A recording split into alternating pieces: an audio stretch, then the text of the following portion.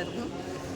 എല്ലാവരും performance wise ആയാലും cinematography ആയാലും പാട്ടുകളൊക്കെ നല്ല ഇഷ്ടപ്പെട്ടിരുന്നു. അപ്പോൾ പൊതുവേ ആകെ മൊത്തം എനിക്ക് നല്ല അഭിപ്രായമാണ്. ഈ 40കളിലെ പ്രണയം എന്ന് പറയുമ്പോൾ അത് എല്ലാവർക്കും അല്ല, പ്രണയത്തിന് അങ്ങനെ പ്രായമില്ലല്ലോ. 40ഓ 60ഓ 80ഓ അത് ആ വ്യക്തിയുടെ മനസ്സിലെപ്പോഴും നല്ലൊരു പ്രണയം എന്ന് പറയുന്നത് ഒരു സ്വീറ്റ് ഇമോഷനാണ്. അതിലൊരു കളവോ ഒന്നും ഉണ്ടാവരുത്, നിഷ്കളങ്കതയായിരിക്കണം എന്ന് മാത്രം. അതായത് റോ ആയിട്ടുള്ള നമ്മളുടെ ഉള്ളിൽ എന്താണോ അത് പ്രകടിപ്പിക്കുന്ന ഒരു വികാരം എന്നുള്ള അർത്ഥമേ ഉള്ളൂ. അല്ലാതെ അതിലൊരു നെഗറ്റീവായിട്ടുള്ള ഒന്നല്ല. സ്വീറ്റ് ഇമോഷൻ, അതിന് പ്രായമില്ല. അപ്പോൾ 40കളിലെ പ്രണയം അതാണ് പറഞ്ഞേക്കുന്നത്. 40 ഇതേ ഒരു ആളുടെ സ്വപ്നമായിട്ട് എനിക്ക് ഫീൽ ചെയ്തത്. അതായത് ആ വ്യക്തിയുടെ പല പല സ്വപ്നങ്ങൾ, ഒരു എന്താ പറയുക, എഴുത്തിൻ്റെ ആശയങ്ങളുണ്ടാവില്ല ഓരോരുത്തർക്കും ഓരോ. അപ്പോൾ അതിനനുസരിച്ച് ആളുടെ ഭാവനയിൽ വിരിഞ്ഞ ഒരുപാട് മുഹൂർത്തങ്ങളാണ്. അതായത് അതിനെ കോർത്തിണക്കിക്കൊണ്ട് പോകുന്ന ഒരു ആർട്ട് മൂവി പോലെയാണ് എനിക്ക് ഫീൽ ചെയ്തത്. ഇനിവേ എനിക്ക് ഇഷ്ടപ്പെട്ടു. തീർച്ചയായിട്ടും 40കളിലെ പ്രണയം എന്ന് പറയുന്നത് എൻ്റെ ഒരു ആദ്യത്തെ സിനിമയാണ്. അത് തീർച്ചയായിട്ടും ജനങ്ങളുടെ കൂടെ തന്നെ ഇരുന്ന് കാണണം എന്നൊരാഗ്രഹം ഉണ്ടായിരുന്നു. ഞാനത് അറിയാമല്ലോ, ഞാനൊരു പ്രവാസിയാണ്. അതിനെന്ന് ഞാൻ അവിടെ നിന്ന് ഇങ്ങോട്ട് എത്തി നേരെ തിയേറ്ററിലേക്ക് വന്നിരുന്ന കാണുകയാണ്. തീർച്ചയായിട്ടും ജനങ്ങളുടെ മനസ്സിൽ പതിയുന്ന ഒരു ചെറിയ ചിത്രം, വലിയ അവകാശവാദങ്ങളൊന്നുമില്ല, ജനങ്ങളുടെ മനസ്സിൽ പതിയുന്ന ഒരു ചെറിയ ചിത്രം, അതിനകത്ത് ഒരു നല്ല മെസ്സേജ്. അത് പ്രണയം.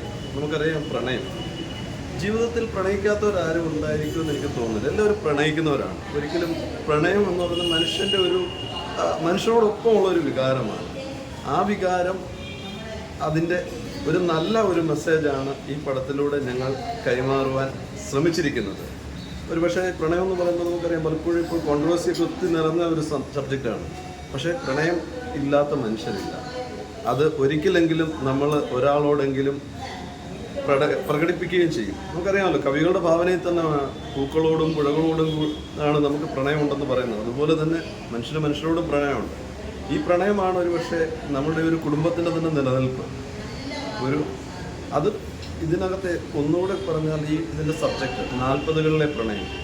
40കളിലെ പ്രണയം ഒന്നുകൂടെ തെറ്റിദ്ധരിപ്പിക്കപ്പെടുന്ന ഒരു സബ്ജക്റ്റാണെന്ന് തോന്നുന്നു. പക്ഷെ അത് 40 വയസ്സൊക്കെ ആകുമ്പോൾ, ഞാൻ മുന്നേ പറഞ്ഞിട്ടുണ്ടെന്ന് തോന്നുന്നു, നമ്മുടെ ഒരു ജീവിതത്തിലെ വലിയൊരു പ്രാരാബ്ധം, കുട്ടികൾ അങ്ങനെയുള്ള പ്രാരാബ്ധങ്ങളൊക്കെ മാറി കുറച്ചുകൂടെ എന്താണ് പറയുന്നത്, നമ്മളൊരു സേഫായിട്ട് നിൽക്കുന്ന ഒരു സമയത്ത്, നമ്മളുടെ കുറച്ചുകൂടെ പ്രാരാബ്ധങ്ങൾ ഒഴിഞ്ഞ ഒരു സന്ദർഭത്തിൽ ഭാര്യയ്ക്കും ഭർത്താവിനും നല്ലവണ്ണം പ്രണയിക്കുവാനുള്ള ഒരവസരം, ഒരു സന്ദർഭമാണ്. തീർച്ചയായിട്ടും അതോടൊപ്പം തന്നെ നമ്മുടെ ജീവിതത്തിൽ അല്ലാതെ വന്നുവിടുന്ന ചില സന്ദർഭങ്ങളുമുണ്ട്. അതൊക്കെ മനുഷ്യ ജീവിതത്തിൻ്റെ ഒരു ഭാഗമാണെന്ന് ധരിച്ചുകൊണ്ടും അങ്ങനെ പ്രേക്ഷകരെ വിശ്വസിച്ചുകൊണ്ടും ഈ പടം ജനങ്ങൾ നെഞ്ചിലേറ്റുമെന്ന് വിശ്വസിക്കുന്നു. ആദ്യം പ്രേക്ഷകരുടെ ഒരു അഭിപ്രായം, ഇത് കേരളത്തിലെ റിലീസിലെ ആദ്യത്തെ ഷോയാണ്. അപ്പോൾ ആ ഷോ കാണാൻ ഞങ്ങളെല്ലാവരും എത്തി. എന്താ പറയുക, ഞാൻ ഈ സിനിമ വീണ്ടും വീണ്ടും കാണുമ്പോൾ എന്നെ വല്ലാതെ അസ്വസ്ഥതപ്പെടുത്തുന്നുണ്ട്. പക്ഷേ ആ അസ്വസ്ഥത പ്രേക്ഷകർ കൊണ്ടുവന്നുള്ളത് ആദ്യം അറിഞ്ഞിട്ട് പിന്നീട് സംസാരിക്കാമെന്ന് വിചാരിക്കുക.